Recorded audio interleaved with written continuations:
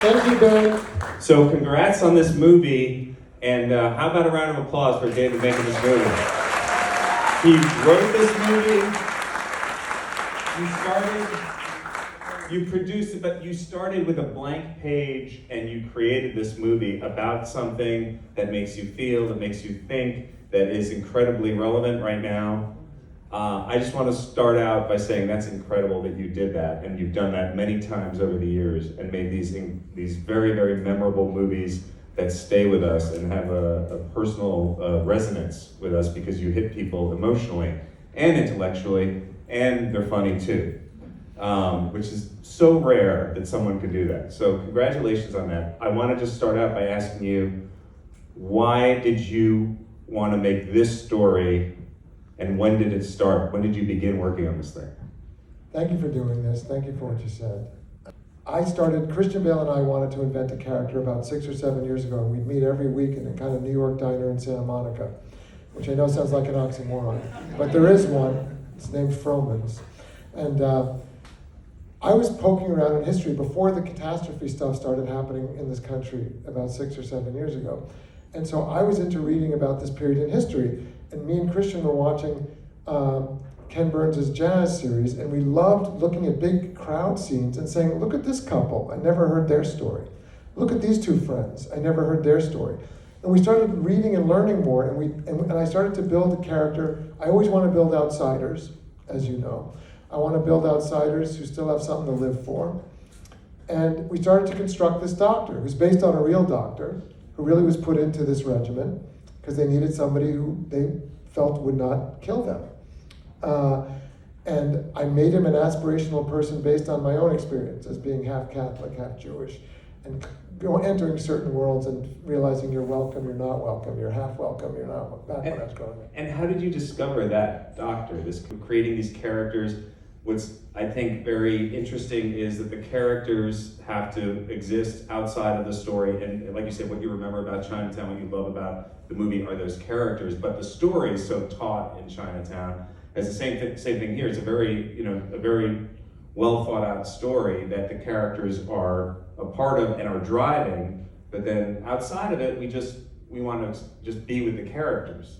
And that's what you take away, and that to me is the balance of what you're doing here. Is like you're creating something that's within one genre, story, but then also it's just the experience of being with these characters and the humanity of these characters that you can connect with. Exactly, and that's why Christian was in our editing room constantly, and he and Margot was extremely helpful in there as well, and he said we would always have him re-record lines for his narration, which I think he did so beautifully, as he did in American Hustle as well. And he said to me like a couple of weeks ago, so is this the last thing I'm going to do as Burt Berenson? And I said, gee, I'm sort of a denial person. I was like, I don't want to think about it that way. It's too emotional for me. He said, no, I think this is it.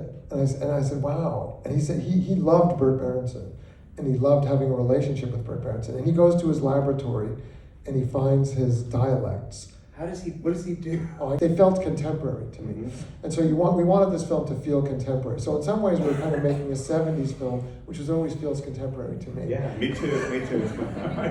Because you're getting it right. It's looking like a real place and it's in a real time. That's not easy to do also.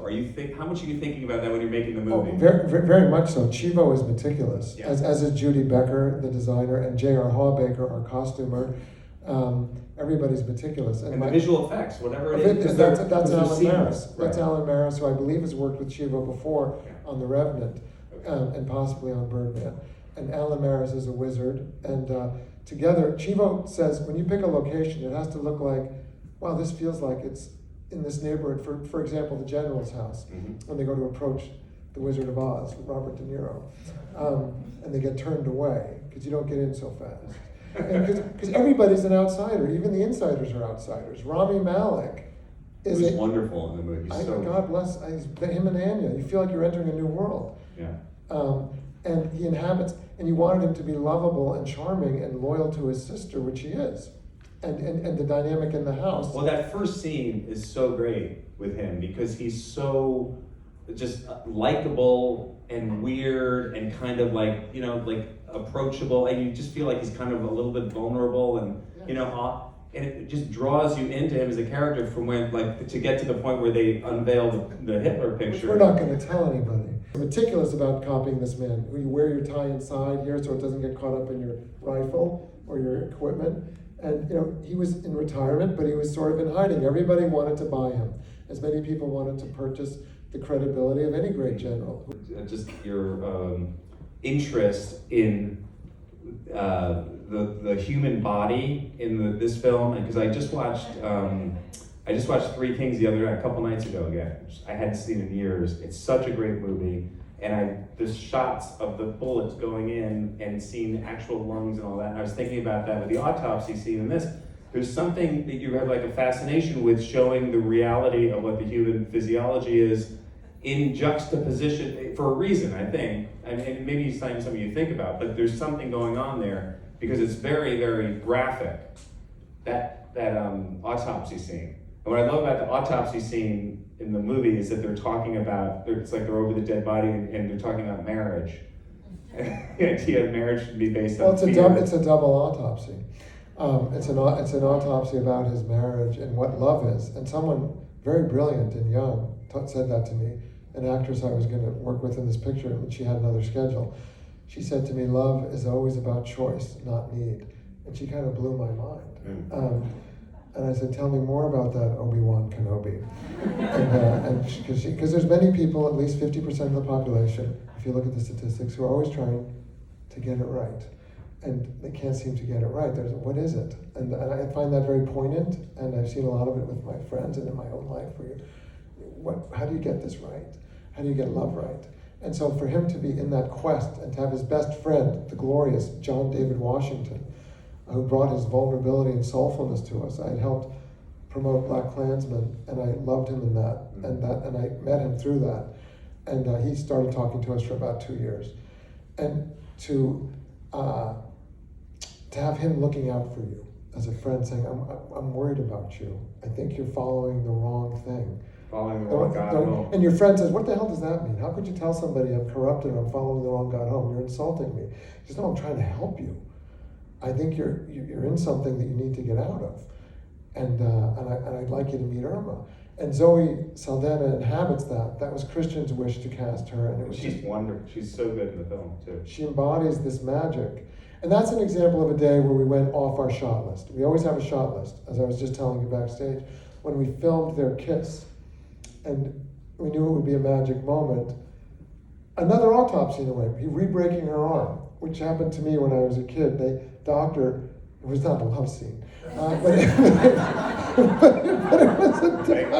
it was a doctor who was talking to me. I was going to go on a YMCA canoe. You put everything from your personal heart in these movies.